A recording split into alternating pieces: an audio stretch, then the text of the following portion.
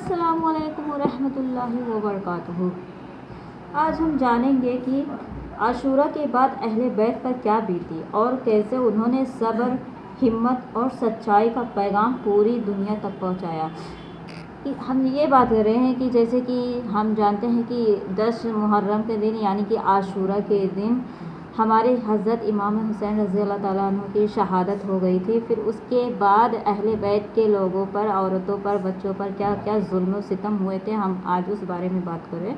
تو اس ویڈیو کو آخر تک ضرور دیکھیے گا، اسے دوسروں تک بھی ضرور شیئر کیجیے گا تاکہ لوگوں کو یہ بھی پتہ چلے کہ صرف 10 محرم تک ہی کربلا کا میدان سلسلہ جاری نہیں تھا، بلکہ 10 محرم کے بعد یوم عاشورہ کے بعد بھی اہل بیت کے عورتوں پر، بچوں پر کیا کیا ظلم و ستم ڈھائے گئے تھے۔ اس لیے اس بیان کو آخر تک ضرور دیکھیے گا، دوسروں تک ضرور شیئر کیجیے گا۔ اور اگر آپ میرے چینل پر پہلی بار آئیں تو میرے چینل کو سبسکرائب کرنا بالکل بھی مت بھولیے گا، اور اگر فیس بک پر دیکھ رہے ہیں یا سن رہے ہیں تو میرے پیج کو فالو بھی ضرور کیجیے گا۔ تو چلیے ویڈیو شروع کرتی ہوں۔ بسم اللہ الرحمن الرحیم۔ شروع کرتی ہوں اللہ کے نام سے جو بہت مہربان نہایت رحم کرنے والا ہے۔ کربلا کا میدان صرف 10 محرم تک کی نہیں، صرف 10 محرم تک کی کہانی نہیں ہے، بلکہ بہت سے لوگ سمجھتے ہیں کہ امام حسین علیہ السلام کی شہادت کے بعد سب کچھ ختم ہو گیا تھا، لیکن حقیقت یہ ہے کہ اصلی امتحان اس کے بعد شروع ہوا۔ جب 10 محرم کے دن یوم عاشورہ کے دن ہمارے حضرت امام حسین رضی اللہ تعالیٰ عنہ کی شہادت ہو گئی تھی، اس کے بعد اصلی کہانی پھر شروع ہوتی ہے۔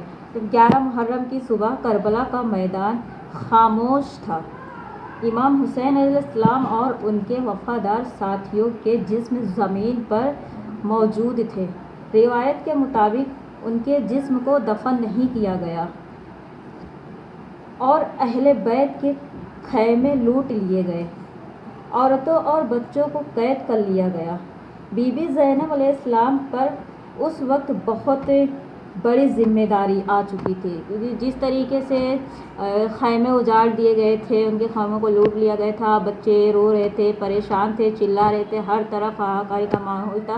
اس وقت حضرت بی بی زینب رضی اللہ تعالیٰ عنہ نے اپنا اہم کردار اس وقت نبھایا تھا۔ انہوں نے بچوں کو سنبھالا، بیمار زین العابدین علیہ السلام کی حفاظت کی اور ہر مشکل میں صبر کا دامن تھام رکھا تھا۔ قیدیوں کے قافلوں کو کربلا سے کوفے لے جایا گیا۔ کوفے کے لوگوں نے جب اہل بیت کی حالات دیکھی تو بہت سے لوگ رو پڑے۔ یہاں جب اہل بیت کے خاندان والوں کو کوفے لے جایا گیا تھا تو وہاں پہ جتنے بھی راستے میں لوگ مل رہے تھے تو وہ خود ان کے اس حالات کو دیکھ کر کے ان کے آنکھوں میں آنسو آ گئے تھے، بہت سے لوگ رو پڑے تھے۔ اسی موقع پر بی بی زینب علیہ السلام نے ایک عظیم خطبہ دیا۔ انہوں نے لوگوں کو یاد دلایا کہ جس گھرانے کو تم نے تنہا چھوڑ دیا وہی رسول اکرم صلی اللہ علیہ وسلم کا گھرانہ ہے۔ اس خطبے نے لوگوں کے ضمیر کو جھنجھوڑ کر رکھ دیا۔ اس کے بعد قافلہ شام لے جایا گیا، جہاں یزید کے دربار میں قیدیوں کو پیش کیا گیا۔ وہاں بی بی زینب علیہ السلام نے بے مثال ہمت دکھائی، انہوں نے حق کی آواز بلند کیا۔ جب یزید کے دربار میں قافلے کو قید کر کے قیدیوں کو لے جایا گیا تھا تو وہاں پہ حضرت بی بی زینب رضی اللہ تعالیٰ عنہ نے اس وقت ایک عظیم خطبہ دیا تھا، جو اس خطبے کا بھی ذکر ہم نے اپنے ویڈیو میں کریں، اگر آپ چاہتے تو اسے سن سکتے ہیں۔ بلند کیا اور ظالم حکمران کے سامنے سچ رکھنے سے گریز نہیں کیا۔ اسی طرح امام زین العابدین نے بھی اپنے خطبے کے ذریعے رسول اللہ صلی اللہ علیہ وسلم کے پیغام کو، اہل بیت کے پیغام کو ساری دنیا تک پہنچایا۔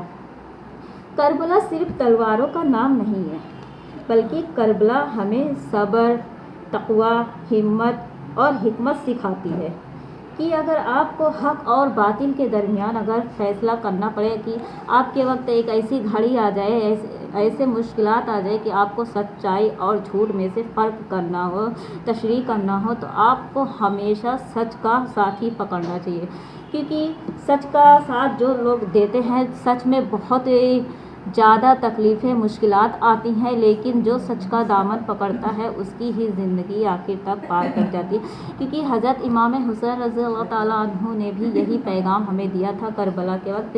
انہوں نے یہ بتا کر گئے کہ ہمیں جس بھی ہم حالات میں ہیں، جس بھی مشکلات میں ہیں، ہمیں ہمیشہ اللہ تبارک و تعالیٰ پر بھروسہ رکھنا چاہیے اور صبر، حکمت اور سچائی کے ہی ساتھ اپنے راستے کو آگے بڑھانا چاہیے، نہ کہ تلواروں اور غلط باتوں، غلط الفاظوں کے ذریعے سے اسلام نہیں پھیلتا۔ اس لیے ہمیں چاہیے کہ ہمیشہ اپنے زبان کو صبر کے دامن تھامے رکھے اور اپنے زبان سے جو بھی الفاظ نکالے سوچ سمجھ کے نکالے، اچھے سے نکالے، اور نماز کو اپنے زندگی کا پابند حصہ بنا لے، کیونکہ جو لوگ نماز نہیں پڑھتے شاید سے وہ لوگ بہت گمراہی میں ہیں۔ اس لیے ہمیں تو اللہ تبارک و تعالیٰ سے ہمیں توبہ کرنی چاہیے کہ اگر ہم سے نماز نہیں پڑھی جا رہی ہے تو ان سے توبہ کرنا چاہیے اور کوشش کرنا چاہیے، اللہ سبحانہ و تعالیٰ سے ہمیں دعا کرنی چاہیے کہ اللہ ہمیں بھی نماز پڑھنے کی بندگانہ توفیق عطا فرمائے۔ اور اگر آپ اہل بیت کے گھرانے سے سچی محبت کرتے ہیں، آپ کے دل میں محبت ہے، تو کومنٹ باکس میں ضرور اہل بیت کے گھرانوں پر سلام پیش کرتے ہوئے جائے گا، اور آپ کومنٹ میں رائے بھی دیتے ہوئے جائیے گا کہ اگر آپ کو یہ ویڈیو کیسا لگا ہے۔ اگر آپ کو یہ ویڈیو اچھا لگا ہے تو اسی کے مطابق ہم آگے اور بھی ایسی ویڈیو لاتے رہیں گے، آپ کے پاس ایسی ہی دینی معلومات لے کر آتے رہیں گے۔ اس لیے آپ میرے چینل کو سبسکرائب کرنا بالکل بھی مت بھولیے گا، اور اگر فیس بک پر دیکھ رہے ہیں تو میرے پیج کو ضرور فالو کیجیے گا۔ تب تک کے لیے آپ خوش رہیے گا، اپنے پریوار کو خوش رکھنے کی کوشش کیجیے گا، مجھے یعنی کہ اپنی بہن، اپنی بیٹی کو دعاؤں میں یاد رکھیے گا۔ ملتے ہیں اگلے ویڈیو میں، اللہ حافظ۔